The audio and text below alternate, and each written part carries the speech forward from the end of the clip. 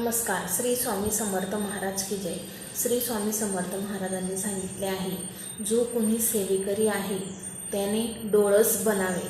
म्हणजे काय? अंधश्रद्धेला थारा देऊ नये.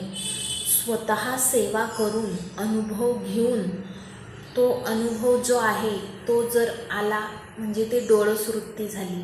मग वैज्ञानिक दृष्टिकोनातून श्रद्धा आपण जर जोपासली तरच आपल्याला तो अनुभव येत असतो. त्याकरिता सेवेकराने आपल्या जी सेवा मार्ग आहे त्यामध्ये अभ्यासक बनलं पाहिजे. एक एक गोष्टींचं वाचन करून, प्रत्येक पुस्तकाचं, प्रत्येक ग्रंथाचं, पारायणाचं वाचन करून स्वतः अनुभव घेऊन डोळस बनले पाहिजे. ज्याच्या हातात स्वामी चरित्र सारामृत आहे व स्वामींची जपमाळ आहे त्याला कोणतेही ग्रह आणि नक्षत्र पीडा देणार नाही.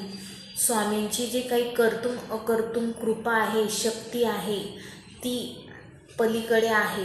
म्हणून आपण स्वामींचं चरित्र आणि स्वामींची जपमाळ हातीही ठेवलीच पाहिजे. श्री स्वामी समर्थ महाराज व परमपूज्य गुरु माऊलींच्या सेवेसाठी जे पंचांग आहे, मुहूर्त आहे ते पाहण्याची आवश्यकता नाही. अमावस्या, पौर्णिमा, राहुकाळ किंवा कर इत्यादी स्वामींचं जे कार्य आहे किंवा स्वामींची सेवा आहे हे आड येऊ शकणार नाही. आई, वडील, आपले गुरु, पितर मग आणि स्वतःसाठी जे काही आहे ते माळ जप आहे का? कारण एक माळ आपण आईसाठी, वडिलांसाठी, पितरांसाठी, परत स्वतःसाठी पण आणि जे काही षडरूपी निरसन आहेत त्यासाठी 6 माळी, अशा एकूण 11 माळींची ती सेवा असते.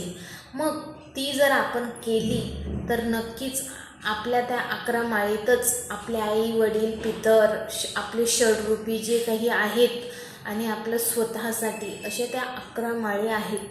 मग अशा सेवेकरांनी ही बाब लक्षात घेतली पाहिजे.